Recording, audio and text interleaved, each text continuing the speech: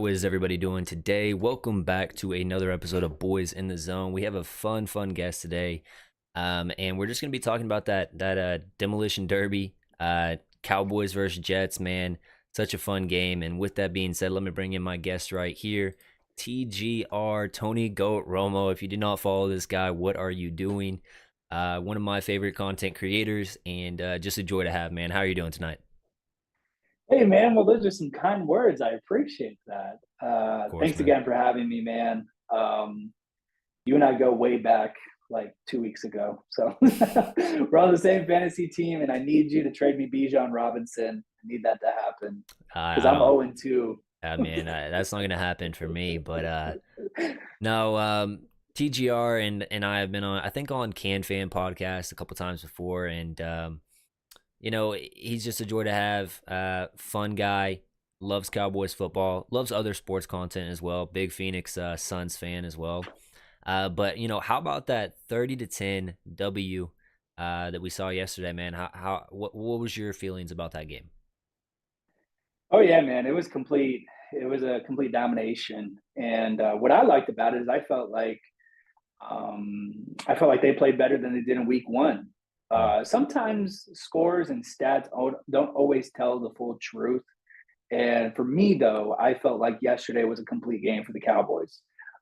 Special teams, Brandon Aubrey, 505. Like, what the heck? Yeah, That's not talked about enough today. And I'm so glad we got a kicker.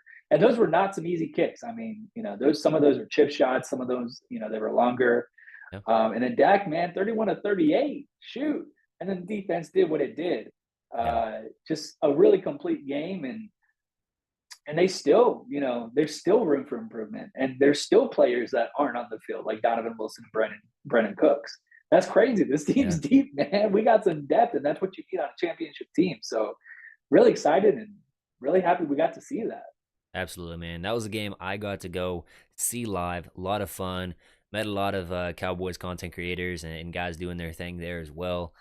Mike Tag, Kelly K9, uh, Jay Tuck, a bunch of different people, man. It was a lot of fun. So shout out to those guys. Man, as far as, kind of a philosophy shift, Mike McCarthy usually defers the kick. And it was kind of fun to see him. He's like, hey, let's go, let's receive this ball, and we're gonna go score. He had those scripted plays, and that drive was executed to perfection.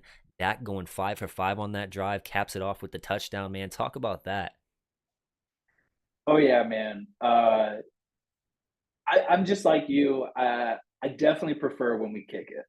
Because Hmm. me, in my opinion, I think the defense is obviously the strongest suit to this team. So Yeah, it's like, let's go ahead and have them try to drive against us, especially us being at home. Like, our defense is the best, so try to score on us. yeah, So when they decided to receive, I'm like, no, like, man, we know how this we know how this goes, man. We've seen this so many times.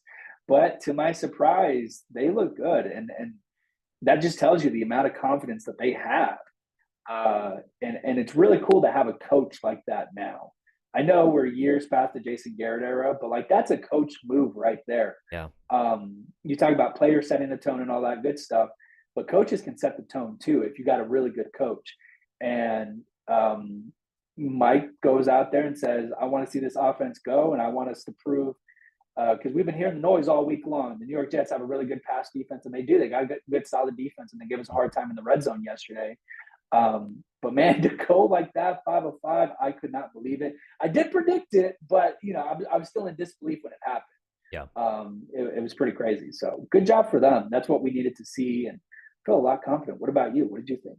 For me, man, that was an interesting decision to go ahead and receive that kick. I think that Mike really saw something on film that they just felt really good about their scripted plays coming out with the first drive, and they figured if they could get the Jets behind the 8 ball early, they would have to go in and just let Wilson drop back and get some passes. Man, I do want to say that Jets defense is for real, man. They are a very good team. Dating back to last year, they only had one other 30-point a game against them. So, and that was like week 2. So, uh, very good defense, man. They're one of those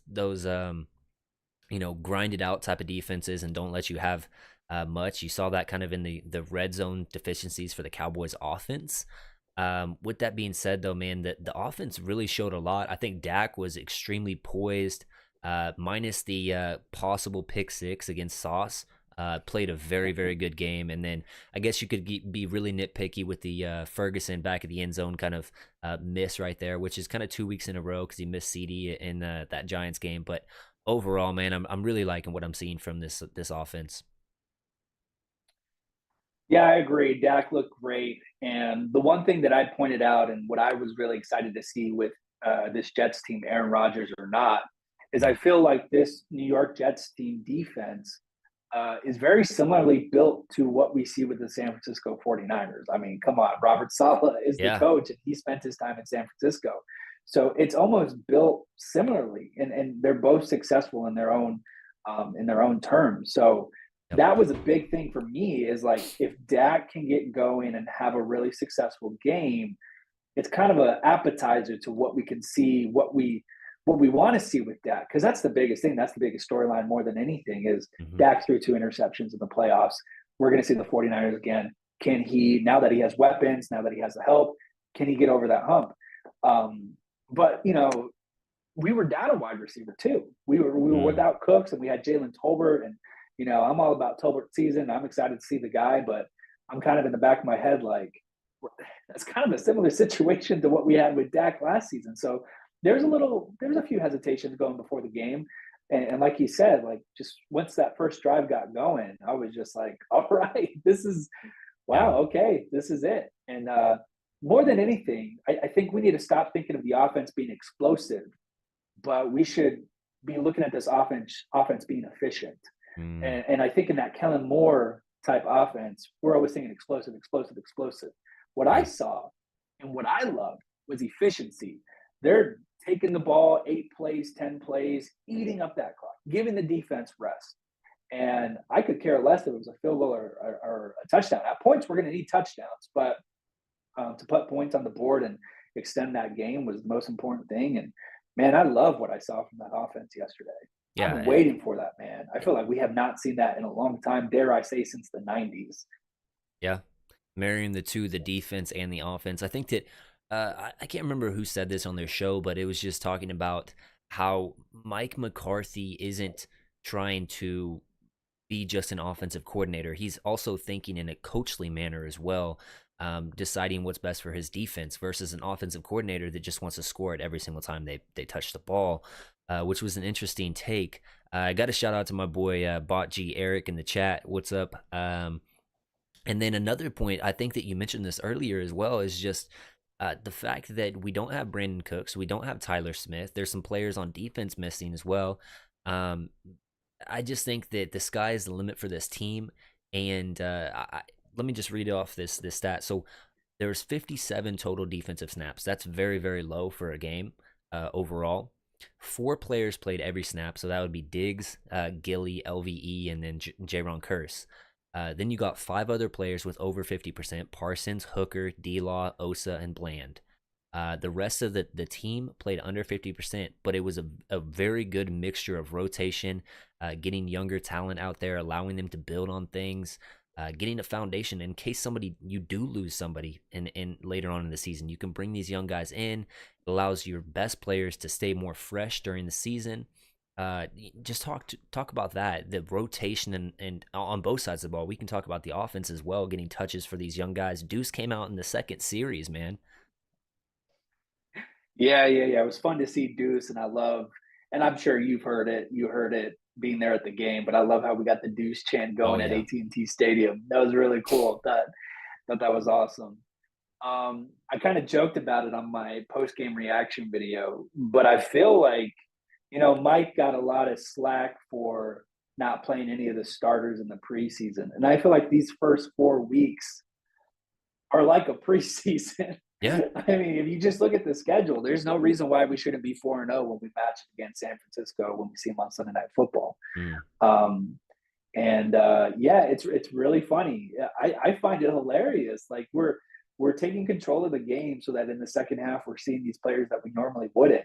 and you got Micah sitting off on the sideline, first and second downs, and they come bring him in on third downs. Yeah. It's just like that's wild, man. Our best player, we don't need him for all three downs anymore in certain situations. We just need him for that one, which is obviously taking a load off of him where he Yeah. just, give it your all with one play instead of three plays. That's insane. Yeah.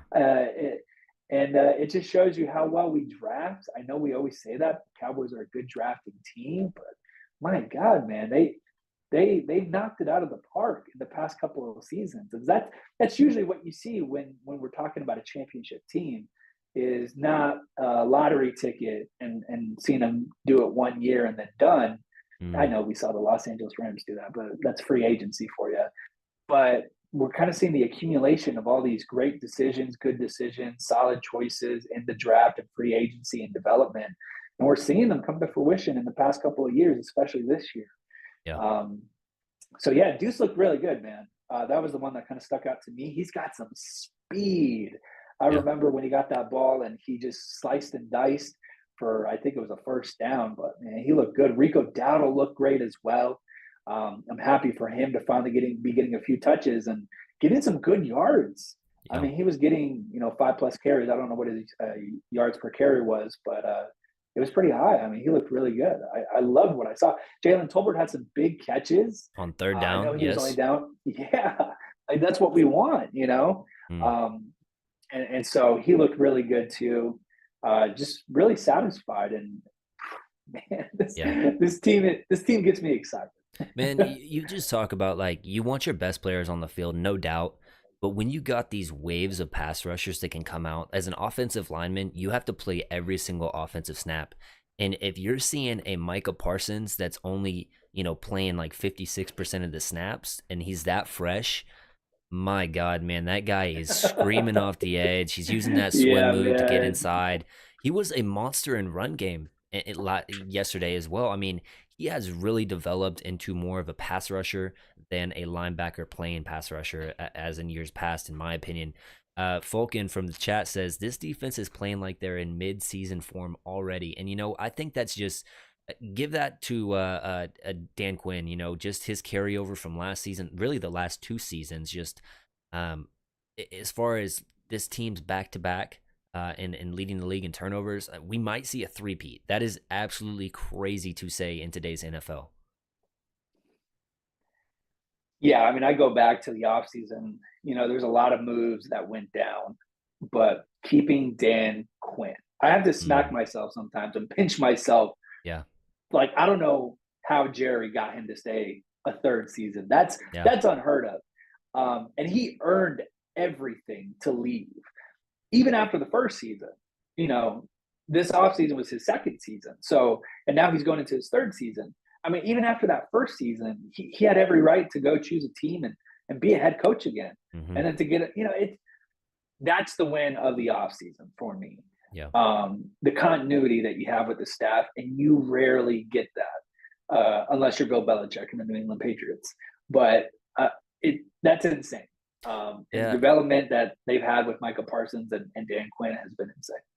I wonder if this new sort of NFL is kind of steering away from the defensive coaches, because you really think like good defensive coaches in the league as far as head coaches go, Bill Belichick comes to mind. Um, Other than that, I mean, Sala, I guess you could say that, but he hasn't really done anything.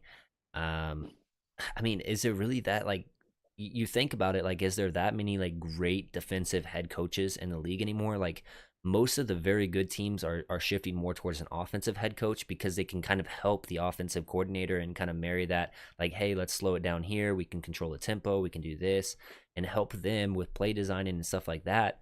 Versus the defensive coordinator, really, I think this is my personal opinion, but I think when you bring your defensive coordinator up in the skybox and you allow them to look down at all 22 players, you can see what they're kind of doing, what their offense is trying to do. If they're trying to pull towards the right side, they're trying to get those boots. If the quarterbacks only drift into one side, whatever it may be, and you can kind of see that stuff better versus being field level. And then when your guys are on the bench, you're talking to them versus watching other stuff. So it's interesting. I just think that Dan Quinn is just a huge piece. Like you pointed out, I think that he's probably the best um, acquisition. I get he's not really an acquisition because he's been here, but just keeping him Yeah. around in the building, man, he's so vital, so important for this defense. And man, you look at the stats and everything for this defense. I think we have two players with 3 sacks, so Osa and Parsons, and then you have a couple other guys with two, and a couple more with 1 sack. So everybody's feasting. We have as many sacks this season as we've given up points. Like that's crazy. Yeah, I haven't heard that one, but yeah, I guess that is true. That is insane. Now, granted, it is the Giants and the Jets. But I mean, we would be hearing it if it was the other way around. Oh yeah, So I'm gonna take my victory laps as much as I can. yeah. Uh, I was just gonna say, man, the Eagles fans are just boasting about, man, you guys have beat these two teams. Those two teams are combined for 2-2, while the teams that you guys have faced are combined for 0-4. So, I don't want to hear it. You play who you play on the schedule, and we've got W's. We're outscoring our opponents 70-10 over this course of the season, averaging 35 points a game and holding teams to 5 points a game. That's elite status for both offense and defense, and our special team is no slouch either. yeah, yeah, and I'm glad you brought up the Eagles a little bit, because we kind of they had the same criticism last season, where it was like, come on, who you like? You're playing whatever team it was that week, and Yeah, but at the end of the day, they took care of business, and I think that's what good teams do. yeah, Now, of course, we're taking care of these teams as we should, but we should continue to do so because I'm looking. I have this long perspective, this broad view perspective, and the end of the year, those last 4 or 5 games, boy, that's a tough stretch. oh yeah, So to get wins early in the season that you need at the end of the season, critical, critical. So, it's fun to get week 1 and week 2 wins, but in the back of my head, I'm like, good, we needed this. Obviously, every win is a good win. Um, but I'm looking at that December schedule already, and I'm like, damn, we got some tough teams, little gauntlet. even going on the road in Buffalo. Even though I guess my hot take is I don't think Buffalo's going to make the playoffs this year. Yeah, Um, a I lot thought of that before the season started. there's some people that are with you right there. I think that it makes it a little easier knowing that the Jets don't have Aaron Rodgers anymore. Patriots are 0-2 right now, so those two teams are kind of behind the 8 ball. You thought that possibly that you could see 3 teams in the playoffs from that division. Really, I think that their only worry is Miami, but that's it wouldn't surprise me really, just because um, Josh Allen, his ability to make a boneheaded throw at least once every drive, it seems like almost. And then I really do think that they kind of have a lack of weapons with even with the names that they have. I mean, you got the Dawson Knoxes, the Kincaids, that's a rookie there. Um, Gabe Davis, I don't really think is that good. Kind of more of a burner over the top. And Oh, then Stephon Diggs, he's elite, but that's kind of the only consistent weapon there. Cooks, he's come on, but we'll see. Overall, man, it wouldn't surprise me. Uh, but I do want to talk about Tony Pollard, career high in carries last night. Career high in catches, I think, was 7 last night. So 32 overall touches, man. Uh, did you kind of like that workload? Did you kind of feel like it was a little bit too much coming off the injury? What was your thoughts on that, man? I think when I immediately saw the stat, and I didn't see the 7 catches, so that's cool that you said that because I didn't know that. But man, the Cowboys. What I initially tweeted and what I thought was, man, the Cowboys are really maximizing this franchise Yeah, tag. I don't know, to use Stephen Jones's terms, I don't know if there's going to be enough pie to go around.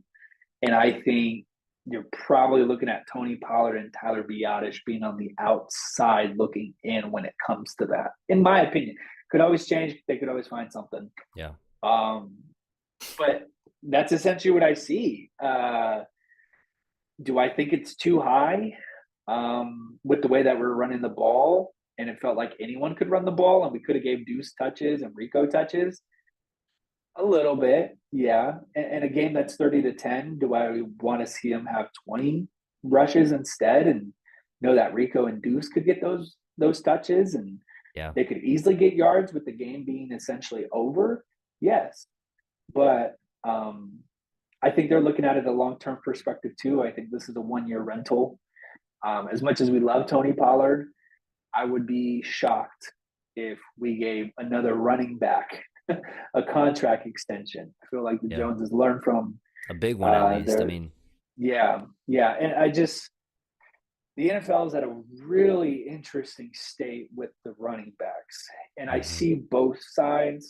I understand where running backs are coming from, but I also understand where owners and teams are coming from. It's just a really tough situation for both of them, to be honest. Yeah. But to answer your question, I think it was a little bit too high because this is, it's a marathon, not a sprint, and we need Tony Pollard for when it comes playoff time because we saw when he went down, our offense struggled big time in San Francisco. Yeah. Um, so yes, that would be a concern. Very minuscule, but I'm glad you brought it up because those are the kind of things you got to think about. Yeah. And back to your point with the Bills are top heavy, like you said, with little talent here and there. I think that's what makes this team so special right now. Is it is a team, obviously, Mm. it's a team sport. Um, 11 players on offense, 11 on defense, and everyone's contributing. Everyone's playing so Yeah. well. I think So we need everyone. I want to touch on this real quick though. I think if you are active, you're like on the actives list, you're going to play in the game. In years past, you could have been active and you weren't even playing in the game. I think Chuma Adoga went down, TJ Bass, Asim Richards goes in there. We're using guys all the way down to Jalen Brooks got some snaps last game. Like all the way down the depth chart is getting snaps. And whether you, want to say, oh, this guy's not ready, those things are vital for building the foundation for the future and laying those little seeds in a player, knowing that, hey, if you continue to do this stuff, we're going to let you in. Once you're in the active roster for game day, you're going to play, you're going to get some snaps, and I want to see you go 100% in those snaps that you're given. That stuff just builds confidence for players. They're not going to be thrown into the fire when they do have a bigger role. It's just gonna be something that we're gonna continue to build on. And I'll let you keep on going Yeah, on I your think point. you're completely right, and thanks for bringing up that point. And now that I look back and reflect, I've never seen a coach like Mike McCarthy in Cowboys history Mm, recently utilize all 53 men. It's not even that. Sometimes they're elevating players to get to yeah, squeeze in. yeah, Brock Hoffman got in there, CJ Goodwin. They've been back to back elevations the past couple of weeks. And that's masterful. I think that's the only word I can use for that. yeah, And again, the Cowboys have a coaching advantage because basically they have two head coaches on their staff. yeah. Um, and that explains partially some of the success that they have with their defense.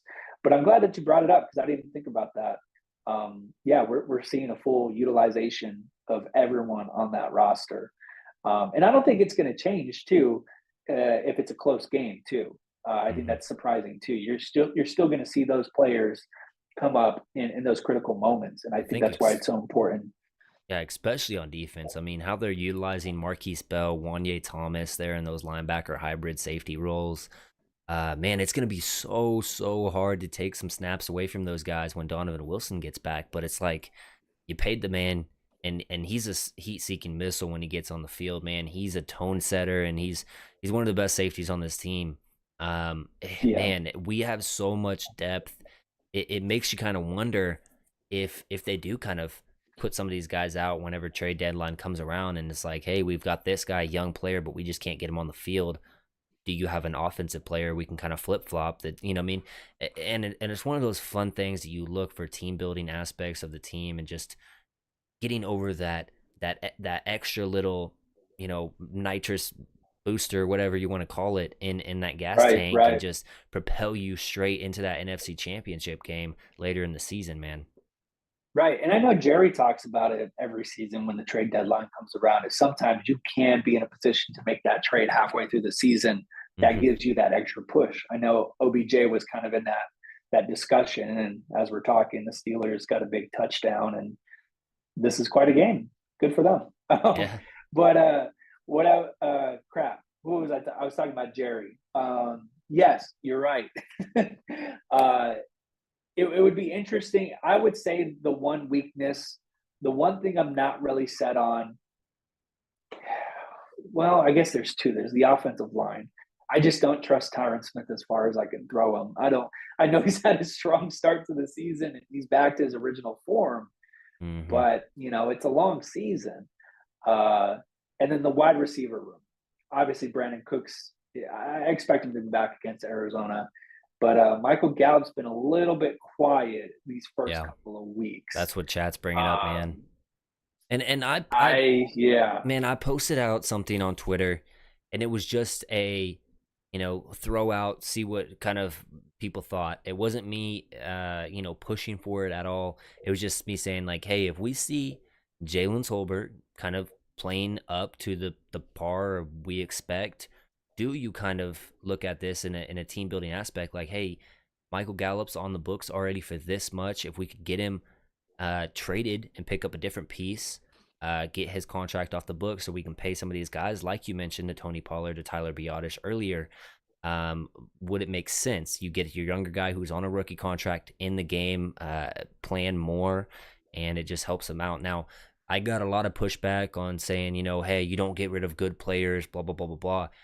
Over the past two games, Michael Gallup hasn't really been good. Now, I haven't watched all 22. Maybe he is getting open, and maybe Dak isn't looking his way.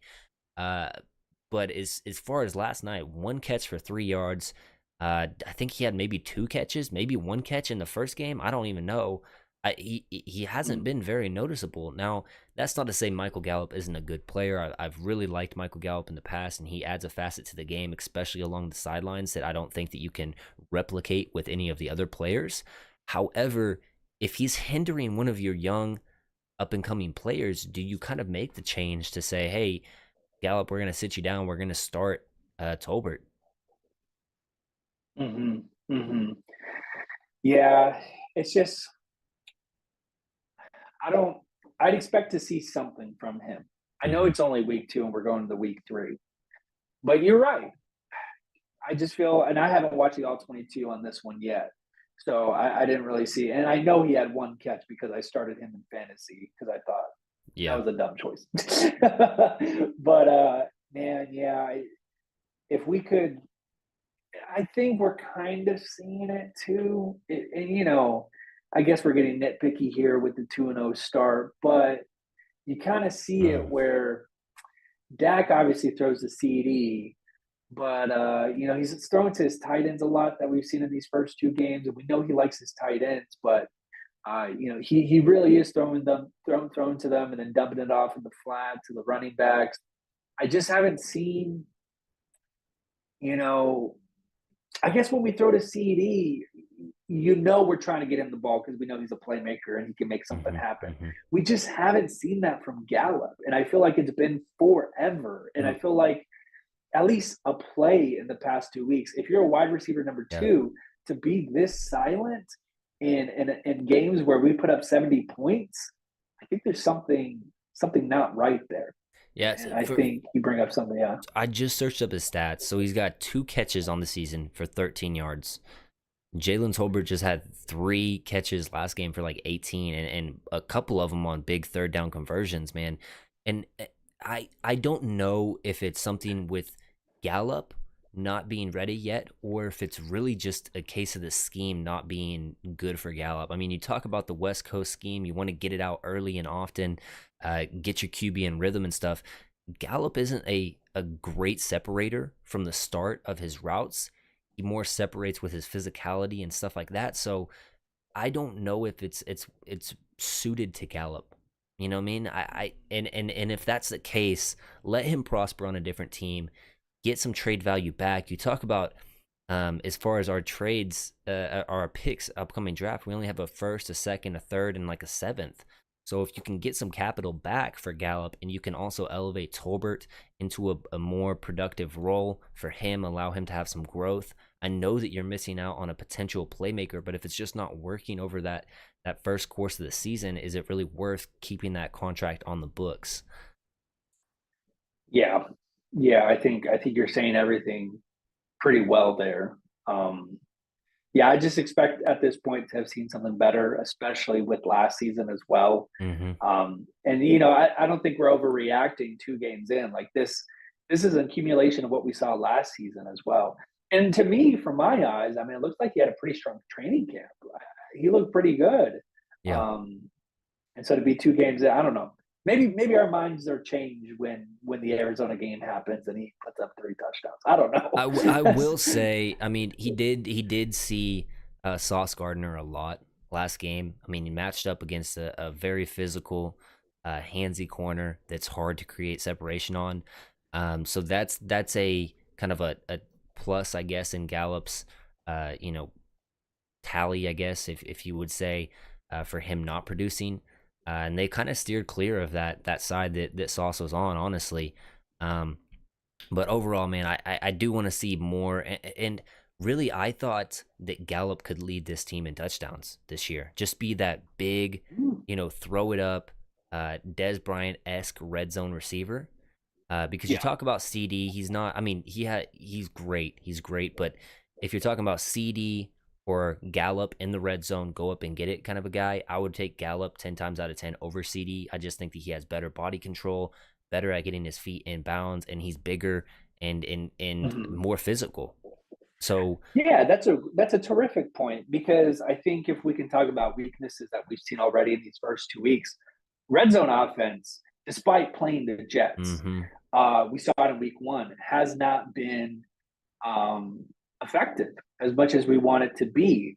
And I would say and we actually, I think we fell on the same tweet hmm when we were playing the Giants, where there were some of the play calls in the red zone are just interesting. yeah, They're a little bit head scratching. Sometimes we go down there, we pass 3 straight times, kick a field goal. There's some goal line situations yesterday. The missed pass to Ferguson, Rico Dowdle going outside instead of inside. Um, yeah, so this is me. I personally thought that there was just too much running in that second half in the red zone. You know that is their strength of that team. The Jets is their D line. If you want to run it to the outside. Use some pulled blockers and get your playmakers, your Rico Dowdles, Tony Pollard, Deuce Vaughn. All of them are fast and can make the first guy miss. Get some blockers out in front of them. Use that outside run game, or pass it on the bootlegs to your tight ends. Get Dak rolling out to his mhm. right, where he's really good at stuff like that. It was just kind of dumbfounding to me. Now, with that being said, I will kind of take a step back, because I think that Mike McCarthy is more understanding of, don't put all your cards on the table until you've won the game, kind of a thing. Which is, he's probably Mhm. saving stuff for later on in the season. That game was already out of hand by that point. So I agree with that. I just don't want to see. I just don't want to see the defense not get rewarded with a touchdown after they make a big interception or fumble or whatever it may be. I mean, that Micah fumble that he took it to the house, Yeah, but they yeah, said yeah. he got touchdown, man. You got to reward that guy with a touchdown. And I mean, that's just a heads up play. Not only did he knife through the defense, but he just rips that ball out of Dalvin Cook's hands, and Mhm. to only get 3 on that was kind of disappointing for me. Yeah, no, that's exactly what I thought about when we were talking about this situation. I think they went 3 and out, and it was just a really weird drive. It was just hmm like, um, but we're in such a weird place because I feel like it's hard to analyze the team after these two wins, after these 2 games. The sample size is still too small. Yeah. Because like the first game, it's hard to fully analyze the offense because there was a tsunami. They were playing in a hurricane, so it's like, okay, I can't really get into it because that's why they ran the ball and all that good stuff. Yeah. This time, it was like, okay, well, I can't really, because they were trying to extend the time and they're trying to run out the clock in the second half, so that makes sense why Dak was dumping it down or why they were running it. It's just a really interesting. It's Well, not chat's a good bringing sample up size. chat's bringing up This is why I'm saying we need a bruiser back. Do you kind of feel like they're missing Zeke, or do you kind of where do you fall on that?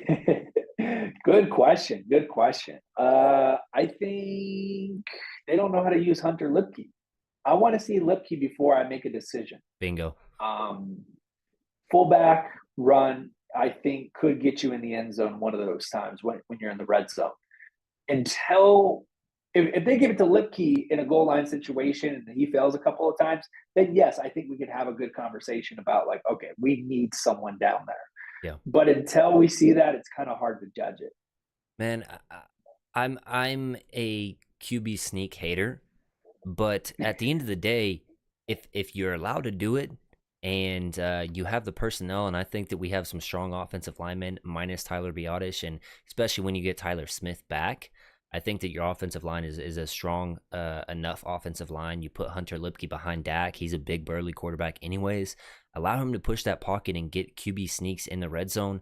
Truthfully, I mean, I obviously think that it's kind of crap not to give your running back the touchdown there. But if the running backs aren't doing it, go for the QB sneak, man. I don't understand that. And then you talk about 2 of 6 in the red zone, and one of those 2 were saved off of a pass interference in the red zone against Right. Tolbert. So, I mean, uh, I think that the red zone woes are understandable because A, your starters didn't play at all in the preseason. This is game 2. B, it's a very, very stout Jets defense. I already mentioned that they only allowed 30 points once last season.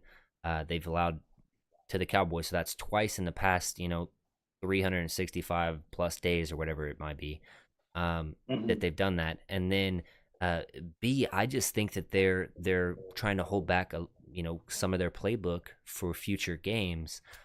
So I'm not going to Mm-hmm. get super super worried about it until we see it against some lesser defenses or lesser competition Right. as well. Because I mean, if we make it into realistically, it would not be surprising if we were in the red zone 8 times against the Cardinals. So you got to go at least 4 for 8 against the Cardinals, and for me against a lesser team, which just I know that they got Gannon in there. He's a defensive minded head coach, but they don't have the personnel. So if you're going anything less than 5 for 8 in the red zone against the Cardinals, I don't know that I would be happy with that performance. Are you kind of on the same boat?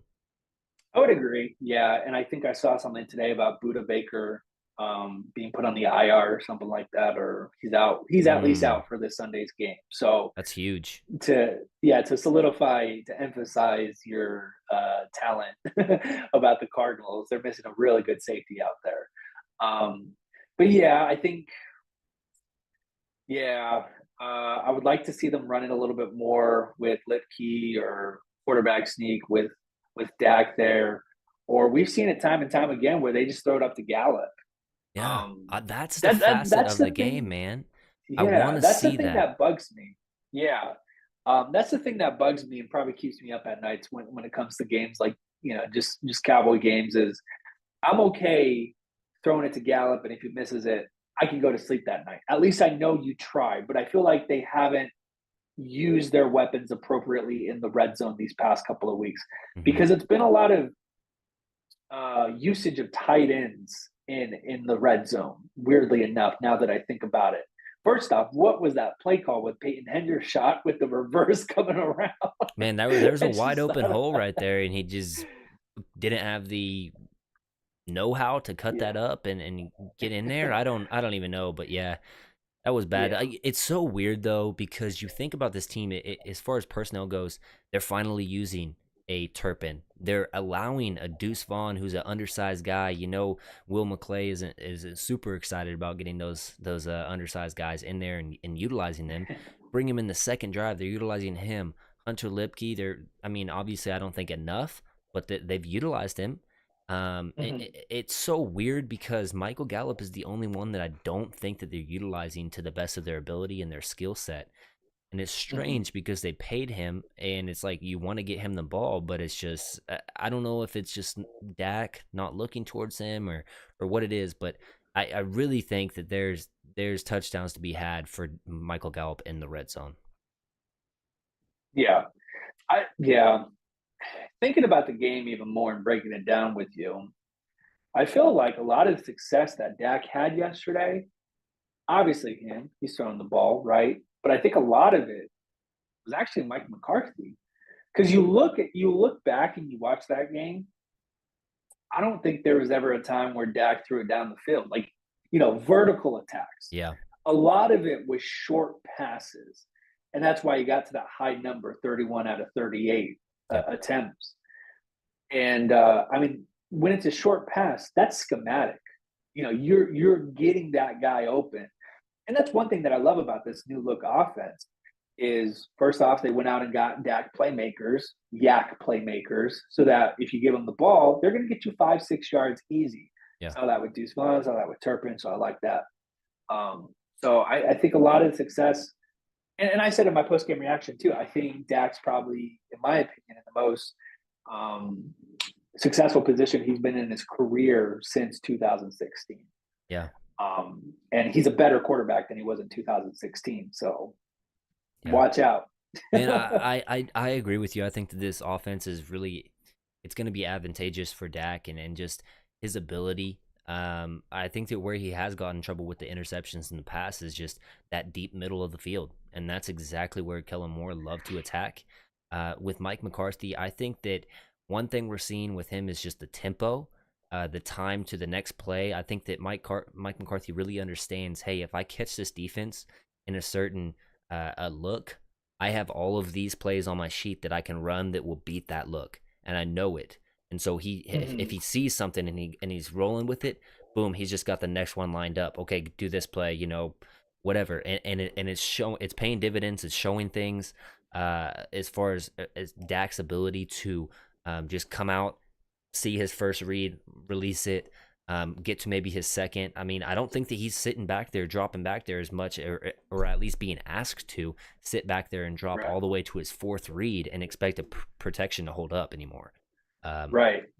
And I Which is think yesterday we didn't see a lot of that. We didn't see a lot of Dak rolling out of the pocket trying to extend the play. A lot of it was snap the ball, boom, getting the ball mm, out of his hands really quick, which I think shows you that Mike knew this Jets defense and knew how to attack them yep, and knew like, hey, we're not going to throw the ball down on you. I guess we could, but I know an easier way where we're just going to dump it down and let our guys take care of it.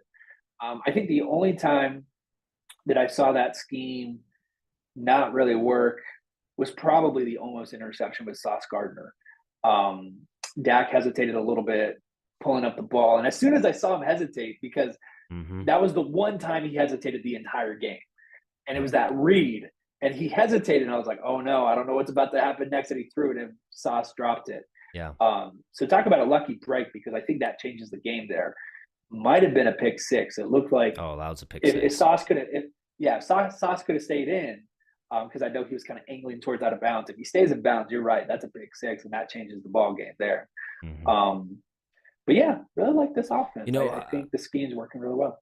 so chat's bringing up who do you think is the player of the game, and we're gonna get to that in just a second. But I did want to bring up a 55-yard field goal attempt for Brandon Aubrey. I think that's a lot of trust in that guy, man. Because if you don't make that, then the Jets get that at their 45 or their 45-yard line.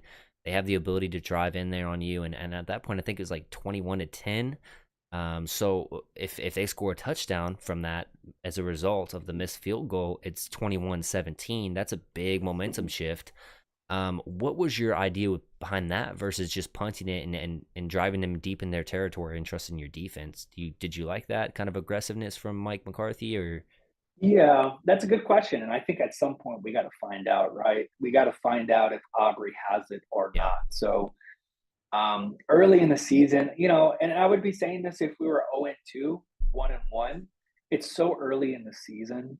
Things can change, things can turn for different teams. Hmm. That's just the realism of the NFL.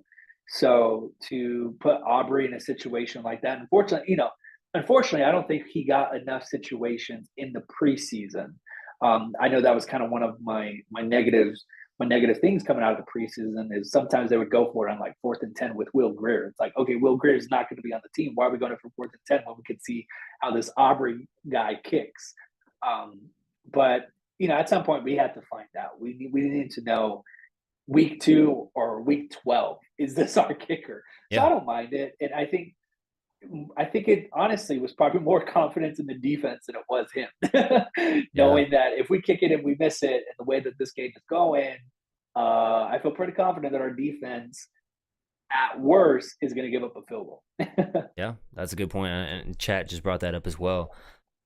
Chat is kind of saying Brandon Aubrey is their player of the game, 16 total points, and they don't have to worry about the missed field goals anymore for Brett Maher last year.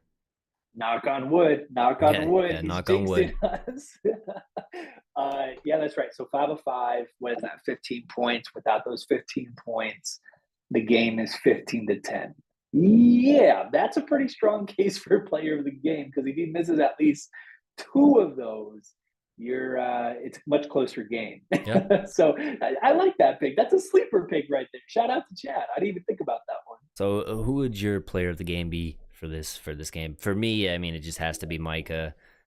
Just his ability to wreak havoc and get pressure, constant pressure on the quarterback, and as a result, create turnovers. He had the strip sack or the strip fumble, and then he forced that other errant throw whenever Jaron Curse got the interception as well. That's another good pick. I always try to be different with these, just Yeah. because it's always Micah Parsons. That man, that first sack that he had against Zach Wilson. Oh my gosh, talk about the speed. Hmm. I can't say. I don't think I've ever seen someone play as fast as he does. He Yeah. is so explosive coming off the line, and a lot of it is attributed to Dan Quinn and his defensive scheme. He schemes so that Micah Parsons can have those moments, which is incredible. Shoot. As a good pick, Micah Parsons, CD could Aubrey, be that up I there. really CD, 11 receptions, 143 yards. Shoot, man, I'm just trying to be different. I'll go Dak. I'll go Dak Man, because Dak, I solid really did pick. not expect him to have that good of a game. Hmm. In my pregame prediction, I expected him to struggle a little bit. 18 of 33, a little bit over 50%. I thought this pass defense was going to give him a hard time, and Hmm. it did in the red zone. But I did not expect him to be so surgical, and there were some tough throws out there that he made, Oh yeah. and he looks really confident going into week 2. So that is not something I expected from him. 31 of 38, high efficiency, and we're not counting on him to win games anymore. And see, this is the crazy thing to me. This is the thing that blows my mind. Is it's not 2016 Dak anymore, right? Where like Dak had to be in a good situation to highlight his skill set and stuff like that. Hmm. Right now, he's doing what he does best, which is managing the game, not turning the ball over, tossing the ball down. But if it comes to when we do need him in a shootout, we know he can do that. Yeah. That's crazy. We talk about depth with the defense and the offensive players. There's depth in skill set now. That's insane. We've never have thought of that being the case with the Cowboys team. Um, so so Dak, man, I'm gonna go with Dak. I did not expect him to have that great of a game. Man, And 0 interceptions on the year. yeah, that's a stat, a crazy stat. First time in franchise history we start the season 2-0 with 0 turnovers as a team. Can you believe that, man? That seems like it would have been a gimme for at least some of these teams in the past, but crazy to think of. And then you just talk about Dak being your player of the game. Dak started 13 of 13 passing, ended the game 7 for 7 on passing, 2 touchdowns, 250 yards against probably a top 5 defense, top 3 maybe. Uh, Jets are a very, very good defense. Yeah, you got to give it up to the man. Yes. Yeah. 13 to 13. And this isn't look, you can poke fun at the New York Jets offense because they're without Aaron Rodgers, but this Yeah. defense was built for a playoff run. This defense was built with the intention that this was going to be a playoff team and that they were going to take on some really tough teams.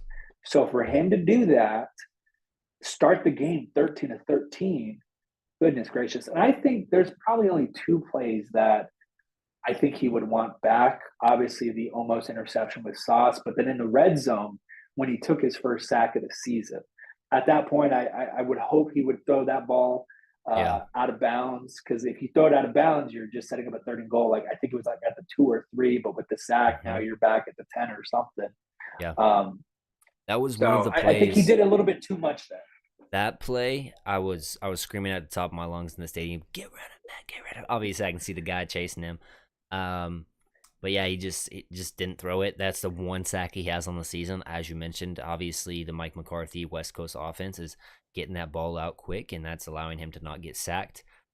Which is one of the things that is very important for Dak Prescott. Do not allow that guy to get hit. Injured 3 of the past 3 seasons. Do not let him get hit. This is going to be a great offense for him as far as staying healthy. And then just that Ferguson miss in the end zone. You're talking about a 3 touchdown game for another 10 yards. I don't know what that is. So 263 tutties, zero interceptions. Man, Dak would have been on fire at that point. But I want to talk about one thing. Dak Prescott Mhm. on third down was absolutely surgical against the Jets Ooh, and the Giants, really. So dating the past two nice. weeks, he's leading the league in Really? in EPA, adjusted EPA as well, on third down. So in the past he's been very good at third down, um, but I think he's like 71% right now, against or against the Jets at least. Crazy efficient on third down. So did you have anything about that? Yeah, that's crazy. I think there are golden rules in the game of football that if you do these certain things, you will win games just mathematically, scientifically. Not turning the ball over, creating turnovers, and third down efficiency. You got to keep the ball moving. Yeah. So that's crazy. I did not know that stat, and that's amazing to hear. To know that we're moving the ball Yeah. in critical situations, and to know that he's the best in the league at it right at the moment. Yeah, and another thing is, I mean, you talk about the zero turnovers, complete flip side of what happened last year, where he kind of had those continue to pile on, and obviously as a result of some bounces off the receiver's hand and stuff like that. But Yeah, because he was throwing to Noah Brown and Dennis Houston. you talk about just talking about the the empowerment that gives you, knowing that these guys, they doubted me. I'm coming in here. I've got 0 interceptions. Patrick Mahomes, Josh Allen, Joe Burrow, all of these guys have interceptions. I don't. You know, their golden boy Jalen Hurts has an interception now, fumble. It just speaks volumes to his mental fortitude.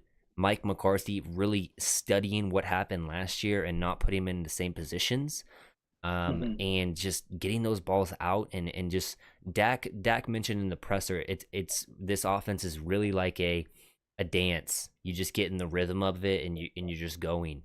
And I really see mhm. that as far as what I'm as far as how this offense is orchestrated and just put out there each and every single week. And they're only going to get better once they get those other guys back, and once this team continues to build up the chemistry that they kind of missed out on in the preseason. Yeah, absolutely. Dak is off to a great start, building a solid foundation for what could be an MVP year. I don't know of a lot of quarterbacks right now that are playing as efficient as him. Mhm. Obviously, he's not the 5 touchdown game, the 4 touchdown game. Yeah. But you look at Mahomes, you look at Josh Allen, those are usually favorites for the MVP. But I mean, if Both Dak those can both have a got two really plus ints. exactly, if Dak can have a really good game next week, say he puts on a 4 touchdown performance, that's MVP stats, 0 interceptions and 5 touchdowns on a year if he throws 4 touchdowns against the Arizona Cardinals. That'd be So 6 touchdowns uh, actually if he throws 4 against the that's Cardinals. right. Yeah, So, yeah, yeah, yeah, yeah. 6 touchdowns. yeah, I So mean, as far as like other quarterbacks that are just lighting it up, Kirk Cousins comes to mind, 6 touchdowns to 1 interception, but his team's 0-2. So, yeah, I mean, at the end of the day, man, I think the MVP is completely wide open. We could possibly, I mean, if Micah keeps on going like he's going, we could see a defensive MVP for the first time in a very, very long time. that'd be amazing. And I hate how much the MVP is very quarterback related, but you're Hmm. right. Yeah, to see Micah get MVP and Defensive Player of the Year would be absolutely insane. And he's Yeah, man. capable of it too. So, what are you seeing in these Monday night games? I think that you said you were watching the Cleveland Browns versus the Pittsburgh Steelers. Yeah, I was, and then I saw that the Saints and Panthers game was a little bit close, but then the Saints just scored, so that game is done, which is nice. I chose the Saints to win, so Well, the I'm glad big they big won. question is, do you have Nick Chubb on your fantasy team, man? No, Okay, man, because he got no, carted off, so I'm just trying to look out for you here. dang man, yeah, yeah, yeah. It was my Yeah, first year in fantasy. Looking back, I made a lot of mistakes on draft night, and I'm paying for them right yeah, now. that's all right. Yeah, but I got Raheem Mostert and Derrick Henry. So actually, I think my running back room is pretty good. Yeah. But my wide receivers, yeah, I'm looking for trades. I'm trying to build up my team, man, because I had Zay Jones and Michael Gallup in my starting lineup because I thought Amari Cooper wasn't going to play tonight. That's what the rumor was, but he's Mm. playing tonight. And then I sat Michael Thomas. I haven't looked at his stats tonight, but long story short, Zay Jones and Michael Gallup gave me a total of 0 points. Mm. Mm. Yeah. It was rough. Yeah, I think I got Zay Jones on my bench just chilling there in case I need to use him What was later on. rough too is I was watching that game and there was 3 instances where he almost got a touchdown. He just couldn't Mm. get that second foot down, and I'm like, man, this Brutal. the universe is just teasing me right now. But Mm. yeah, for real, trade me Bijan Robinson. I will give you my Houston Texans defense, and Nah, which you is good. keep that. Which D'Amico Ryan's is really reinventing the wheel over there in Houston, and I'll sweeten the deal with Jake Ferguson. Man, get out of here.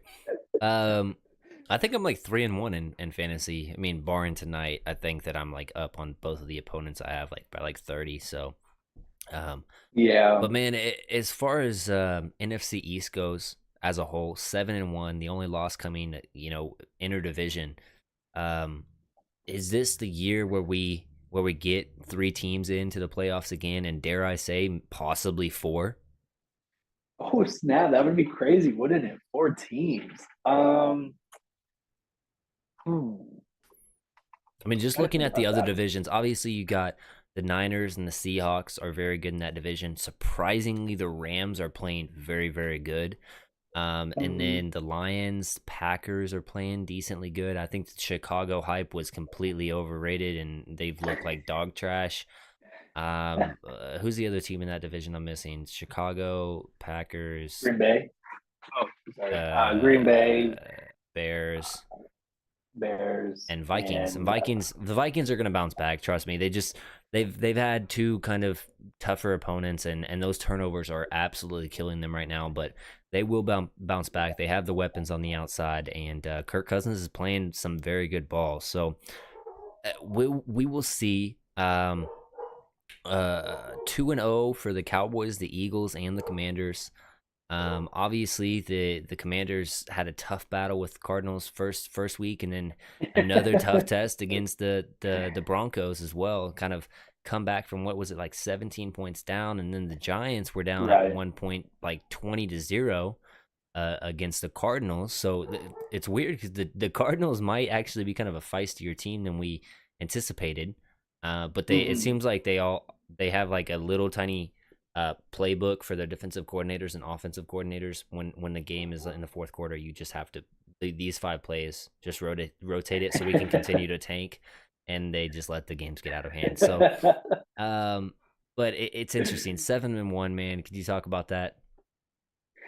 Yeah, definitely early in the season because, and I'll be honest, I've seen some of the Eagles games. I feel like they're not as dominant or explosive as they were last Hmm. season, which shouldn't be interpreted as I'm saying that they're regressing or that they're not going to be good.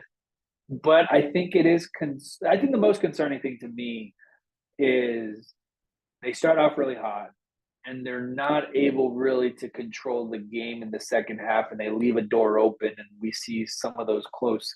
We see a little bit of closeness in the second half. That's a little bit concerning because those are kind of things that can catch up to you in Yeah. critical situations later on in the season.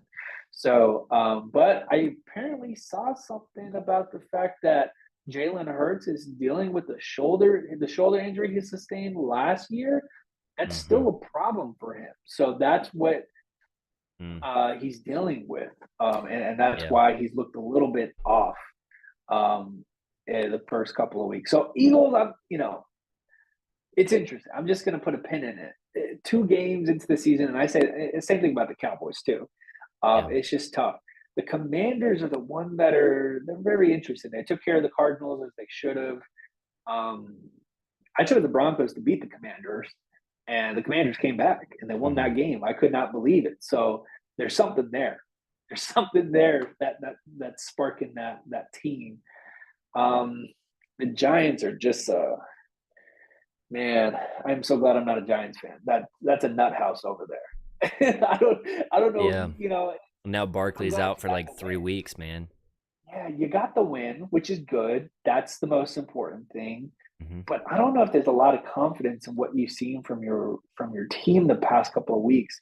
Essentially, they just played 2 good quarters, Yeah. arguably one good quarter in two games into the season. So and yeah, so I don't know. We'll wait and see. Yeah, I don't know, man. I think if I would have to say now, I think only two teams get in. I think it's the Cowboys and the Eagles. Okay. That's bold, maybe for oh man, Bryce Young with a heck of a run right there. Um, oh, I guess this is from halftime. I guess looking at, I thought that was live. I was about to Uh, say they're coming back. anyways, man, it was fun having you on. I don't know if you need to get out of here or what. I think that you said like an hour, which we're rolling up past a little bit past an hour. Um, Mhm. but man, it was a pleasure having you on. Always a fun time just talking ball, like-minded Oh yeah, Cowboys for sure. fan, and my dog's going crazy out there. Anyways, man, just shoot your socials where people can follow you and stuff like that. Yeah, for sure. Thanks again for having me on. Always fun. But yeah, you guys can find me Tony Goat Romo, YouTube, Twitter, Instagram, TikTok. Hit me up, follow me, and go Cowboys, man. I feel like this is the year. And I actually do mean that. My brand is unbiased and realistic. Past couple of years, I told it as it is. This year, though, this year, I'm betting at least an NFC championship game. And I think the Cowboys and the 49ers in the NFC championship game. Okay, unbiased, realistic, right here. Week 5 against San Francisco in their house. Who wins the game? uh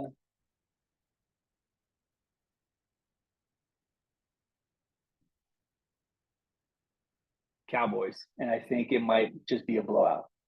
Wow, a blowout. Okay. Hey, we Yeah. have you on And record it's here. gonna it's gonna hype up Cowboys Nation like crazy. I weirdly enough, and we'll probably have to deep dive into this later, but I would weirdly enough want to lose that game because we it's You a don't think weird the thing that I monkey on have the here. back is just too much to overcome if you lose that game? I mean, you No. you would I think it have lost to them, I think 3 times in a row at that point, twice in the playoffs. Obviously, it's at their house, so it's not as big of a thing. They cannot get blown out. It has to be like a very, very close game, and like, excuse me, down to the wire kind of a deal in order for you to even feel a little bit good about it, in my opinion. yeah.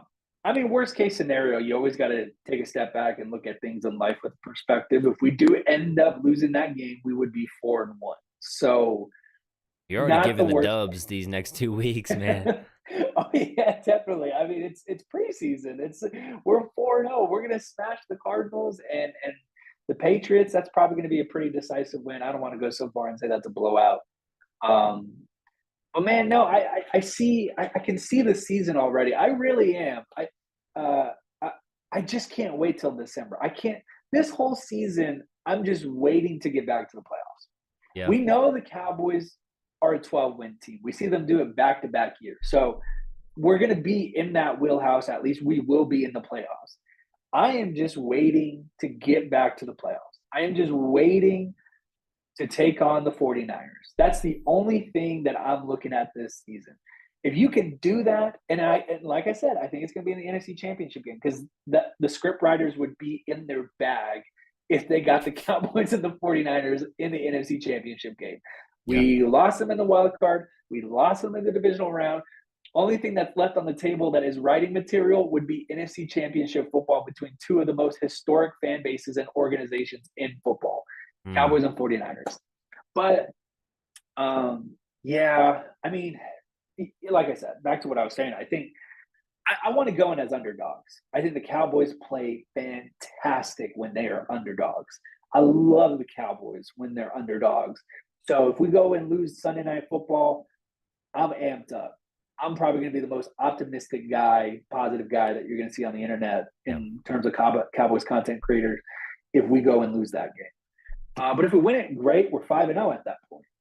You But know, I would hate to be the Chargers coming the next week on the Cowboys if they lose that game and all that frustration gets taken out on you and your quarterback that's already been struggling to an extent, and their defense looks absolutely horrid. Yeah, I'd hate to be the Chargers week 6. Man, yeah, as far as what I'm thinking for that game, I just if the Cowboys were favored in that game, that would be absolutely insane. Just because I anticipate both these teams being 4-0 at that point. But man, I just want to see that defense not know what we're doing before we do it, kind of a thing. Like that's the feeling I've gotten that last game with Kellen Moore playing this Niners team. They knew exactly what we wanted to do. They were sitting on routes. It just felt like they had our playbook and they had somebody on our sideline. Hey, they're calling this play. Get ready. That's literally how it felt to me. So it was extremely frustrating. I just want it to feel different and refreshing, win or loss. Obviously, I want the dub. I want to go 5-0, get that monkey off of our backs. But man, like you said, it only matters in the playoffs. yeah, absolutely. You're talking about the monkey on the back. Even if we win, even if we blow out, they still own us. The 49ers still own Cowboys Nation. Mhm. There is nothing rewarding about beating them in week 5. It's fun. I think we're going to have fun when we blow them out. But I mean, at the end of the day, they get to say, hey, we've been to the NFC Championship in the past 20 years. We've been there multiple times. We even been to the Super Bowl. Uh-huh. And we beat you twice. Once at your own place, and they came in so many red jerseys in AT&T Stadium, awful. And then we did it again the next year. So Mhm. um, I've been saying it everywhere I go, every show that I join. Uh, that's me this season. It's like let's just get to the season. I know we're gonna dominate. I know we're gonna win all these games. I know we're gonna go to the playoffs, barring Man. any injuries. But TGR, you just gotta uh, enjoy the season, man. You gotta enjoy this butt whipping we're about to put on the Cardinals, and we gotta enjoy the one against the Patriots and going up against one of the all-time coaches. Then we'll get to week 5 against San Fran, and then you could maybe possibly, if we're 5-0, look towards the playoffs. All right, man. Hey, it was you know what? No, hold up, because I was keeping this in the bag until a special time in the season. But I'll drop it on your show right now. This is something that I've been thinking of. Again, I'm unbiased and realistic. I called it as it was the past couple of seasons. I knew the Cowboys were going to fall short. This is actually a year where the Cowboys can excel, and I am willing. And I will say it on your show right now. I will say it on your show right now. I am so confident that the Cowboys will be in an NFC Championship game, and if they are not, I will gladly step away from Cowboys content creating. I will step away. I will wow. never make another video. And Well, I'm pretty I'm proud. just gonna go out and say we don't want that to happen, so they better get to that NFC Championship game, man. I'm pretty proud of the work that I've put into the channel. We have loads of followers on TikTok, Instagram, YouTube, and we're growing. Hmm. But listen to me when I say this. We're going to the NFC Championship. We will be there. And if not, I'm walking away. I'm walking away. That's my bet. If they don't, if we Man, get bounced in the wild card of the divisional round, you'll never hear another word from me. I will accept the L. I will walk away then for you being wrong then and you just taking turn the L. into a Phoenix Suns content creator, man. That's it. Um, I'll still be a Cowboys fan, but that's my wager. That's my bet, and I'm so confident in it. It's gonna happen, man. It's man, gonna I'm happen. right This there is the with year. you. I just feel like it's it's a different season, different aura around this team. I feel like Mike McCarthy just refreshing play style and play calling, where you Mm-hmm, can't really mm-hmm. game plan against this team because everything is going to be different. They are game planning against your defense and dialing up, okay, these are the 30, 40 plays that works great against what they do. Against the Jets and the 49ers, they really have that trust in their front four. They drop the rest of the guys and they understand, okay, these are those plays that beat this defensive coverage and this defensive philosophy and stuff like that. Looking against the Giants, I don't think that the Giants really have that the players on the back end to hold up with you. So if you want to see later on in the season, I really do think that we're going to air it out against the Giants and really go vertical. But man, I just think that the philosophy shift from game to game is just going to be new and refreshing each and every single week. I don't want to hold you up, Kyle. If you want to stay and talk, hey, I'm completely for it, man.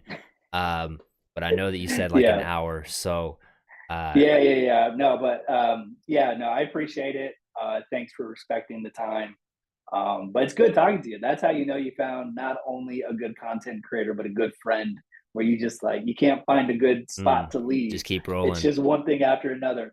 But just like you were at the game last week. I'm actually going to be at the game this week. I'll be flying to Arizona to watch the Cowboys take on the Cardinals. There you go. So, Hey man, we had somebody in chat said that he was going to be at the game. He actually picked up some field passes from Micah Parsons himself. So that's gonna be pretty cool, man. who are you? What the heck? That's a Dropping that in the Falcon. chat. So yeah, maybe you guys could link, get some photos or something like that together. That'd be cool. Yeah, man, I'm looking for. We've had the 30 burger, we've had the 40 burger. Dare I say a What? 50? Dare I say a 50 burger? No, no, that's Man, crazy. 50, man. hey, Yeah, it's let's jump completely into it. doable. We got to wrap this up. Let's talk about the Cardinals game. What do you, I think, and this is pretty straightforward, right? Like, Wait, first go ahead, question go for you. for it. First question for you. Do you go into this game thinking, okay, the Cardinals, they've hung with some teams. Maybe we shouldn't do this, but we have a better roster. Should you activate Trey Lance and allow him to get some snaps? I just want to hear. I just want to hear it. I think we're getting a little naive there. I think we're getting a little bit too crazy there. So no, the answer to your question is no. But okay, you're right. The Cardinals have hung with some teams. I don't want to say good teams, but they've hung with some teams. Mediocre, They mediocre teams. surprised me a little bit. Right, they surprised me a little bit with the Commanders, how they made that a game. They surprised me, obviously, by being up on the Giants 28-0. But that's not to say that they are a surprising team. Hmm. It's because of their defense, right? Their defense, they have a defensive minded coach with Gannon. He coached with the Eagles and they went to the Super Bowl and blah, blah, blah. We all know that story. So that's the main reason. And they got a solid quarterback. They got a quarterback who protects the ball and does what he needs to in certain situations with Hmm. Joshua Dobbs. But this game's going to be a blowout Yeah. because Gannon, that this is the matchup, Gannon versus Dak. And we Hmm. saw that only once last season. And when we saw that last season, Dak Prescott put up 40 points. Now, that was Gannon with a top three defense. He had players on his team. Yeah. And Dak Prescott hung 40 points on them, 4 touchdowns. And Dak was even so generous enough on Christmas Eve that he gave him an interception to help them out, but it did not help them out. So, Yeah. flash forward to Sunday. Same defense, same coach Gannon, same quarterback Dak Prescott. Dak Prescott has more weapons. Gannon has less weapons. This is not Yeah. going to go well for the Cardinals. Yeah. Chat saying 42-14 Cowboys. I don't even think that they score 14. I had a bold statement that the Jets wouldn't score a single touchdown last week or yesterday against us. They get that lucky long, or not lucky. I Yeah. mean, it was a good throw, and it was just Malik Hooker should have blown Wilson up, but that's beside the point. Uh, Beside that play, they're not scoring a touchdown, and you're talking about a defense that has held opponents to 0 touchdowns on the season, and I think they could very well have held 3 teams in a row to 0 touchdowns. So I'm gonna go with the bold prediction. I'm not gonna say 50 burger just because that's if we're blowing them out by too much, man. But I would love to see that. I think the last 50-point game we had was like what the Bears a couple years ago, something crazy. But Colts actually last season we beat them 54-19. oh my gosh, I forgot. Well, 33 points in the fourth. Yeah, I forgot we blew the Colts out like that. But beside the point. So I'm gonna go with 35 straight, zero field goals, 5 touchdowns to 3 points, 35-3 on the Wait, record so right the now. 5 touchdowns? Are you saying those are passing touchdowns from Dak? Dak gets 3, Okay. rushing gets 2, and I'm gonna put it out. Deuce Vaughn, first career rushing touchdown. Oh snap! I like these predictions. I like these That's the predictions. They're boldy good. man. Yeah, these are good bold predictions. I like that deuce one. Um, Shoot, I really just can't see a situation where it's close. Hmm. And we've had sneaky games like the Broncos snuck up on us and slapped us. The Texans, but man, we're just so different. I feel like even if the offense comes out and they're not efficient, the defense will set the tone.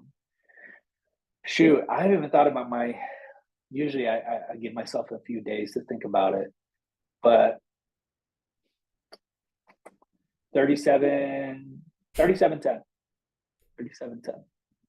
George Pickens, man, I don't know what this dude's doing, but he just like jumped up, like Yeah, he kneed jumped up somebody in on the it. face.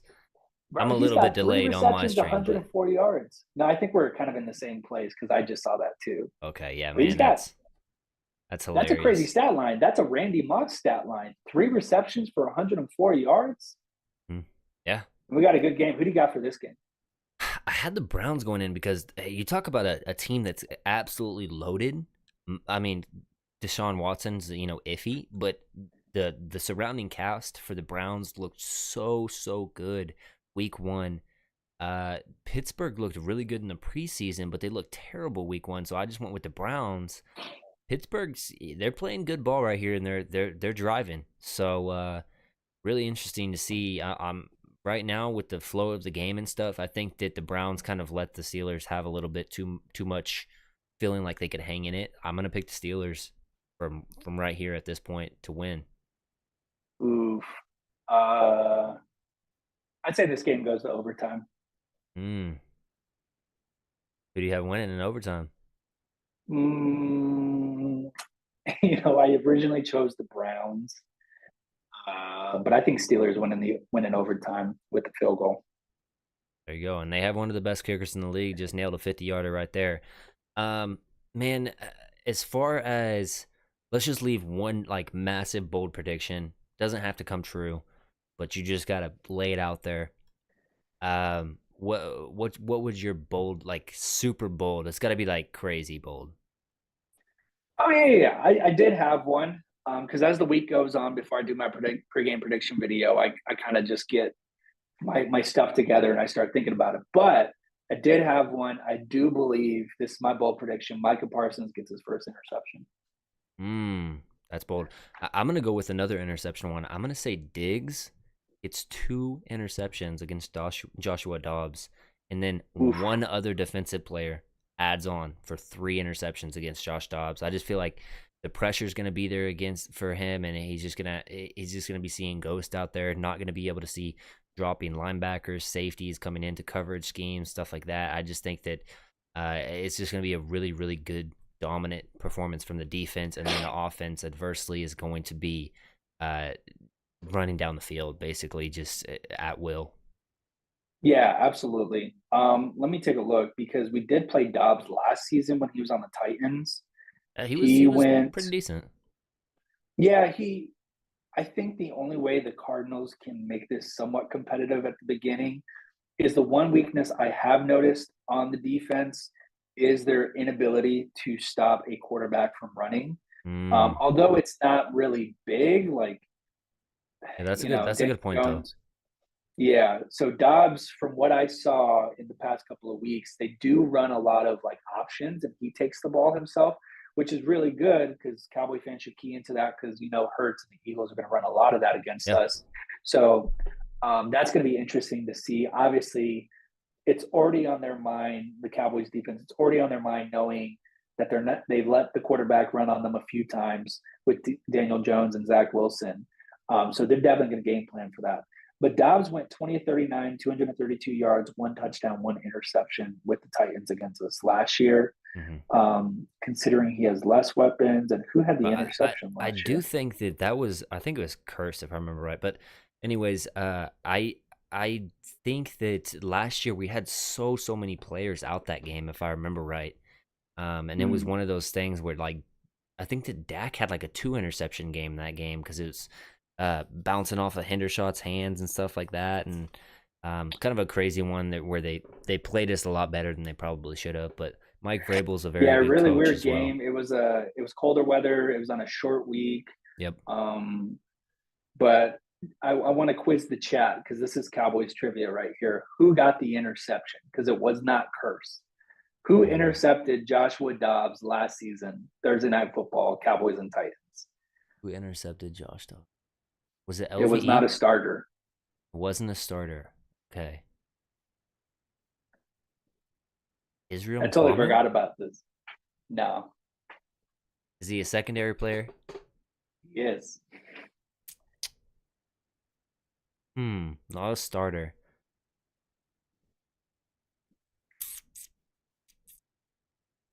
Wasn't Brown, wasn't Bland, wasn't Diggs, wasn't Hooker, wasn't, You're naming everyone except the guy.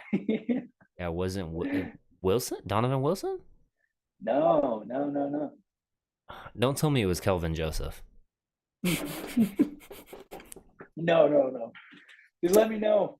You can throw out a couple of names, but I was pretty surprised. I totally forgot about this one. I'm trying to think of like secondary players right there.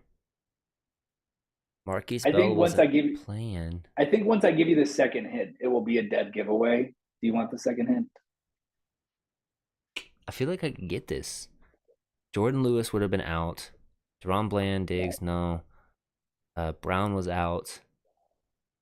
Was it Trayvon? No. Oh my gosh, chat! You got if you know it, chat, put it down there. They say I know actually, but I think they're trying to let me guess. Um, he isn't on the team anymore, is he? Is what chat says. Ooh, that's a good question. Let me double check. I think he is. Think he is. Who am I miss? I said Israel Mukwame. God, would that be such a strange question, trivia question right here for me. Secondary player, Shoot, dude, is safety. he on the team anymore? I don't know. All right, what's the second hint? He plays special teams. CJ Goodwin? No, that's a good guess though. But no, Oh, okay, okay. I think Chad got it. Nashawn Wright. Yes. Nashawn Wright with the interception there. Okay, Is he that's on the team? crazy. I know he was. I know he was with this training camp. I don't think he is. I don't even think he made it to practice squad. Maybe he did. I could actually search it up really quick if you want me to. Yeah, because I'm searching up too. I know he was at training camp. But yeah, that's the. I think it was towards the end of the game. He got the interception. Put in the chat. Is he still on the team? Let us know, chat. I want to say no. I feel like he was one of the cuts, and I don't think he made the practice squad.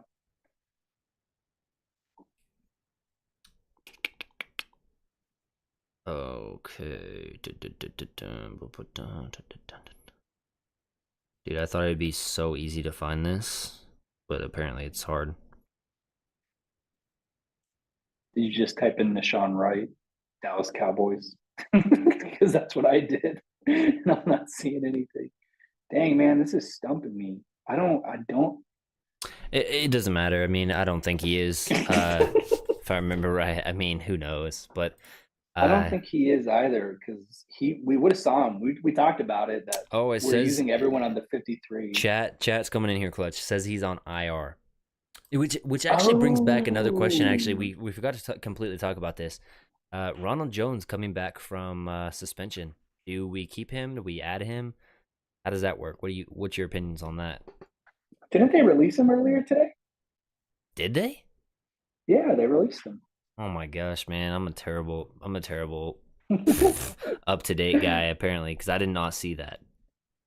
Yeah, it happened earlier afternoon. I was thinking about making a TikTok about it, but I was like, no, he was even playing. So, and we all kind of people suspected that he wasn't Wow. even going to make the 53 Oh, okay. man. Well, yeah, he got cut. I didn't even see that. That was 6 hours ago. That's crazy. Yeah, he's a Well, goner, well, but hey, I like our running back room. yeah, so do I, man. Um, anything else you want to say, man, or you have No, man, I think I'm good. I think I'll kick back and watch the rest of this game because I think it's going to be semi-close. AFC North, man, always a tough division, man. I always love watching their games. They're physical teams up there. yeah, same, man. I'll just echo that. That's a very fun division. It's been been so for a very long time. Yeah, man. Follow Kyle TGR. So many names. Tony Goat Romo on all socials. Just shout those again real quick, man. TonyGoatRomo, Instagram, TikTok, YouTube. Did I name all of them? Instagram, Twitter, Twitter, X. X, I think I whatever you named want all to of call them. it. Just Uh, just just find me. PlayStation Network, Tony Goat Romo. Uh, let me see. What others do I got? I'm not on Threads, so AOL. sorry. Hit him up on AOL. Sorry, everyone who's MySpace. on Threads. I'm not on Threads. No, heck, LinkedIn. dude. If you're on Threads, just unfollow me. Man, it was a fun time just chatting, man. We'll have to do it again here soon. Oh Um, yeah, for sure. Man, with that being said, it was a fun time. I'll take you off cam here. If you're not followed onto my socials, it's Boys in the Zone on Twitter and at EJ2Savage on YouTube. Should be dropping videos, lives every single week. So if you are not subscribed, do so and leave a like on the video. Thank you for watching. Yeah. Forget what you got, none of it matters until you don't ever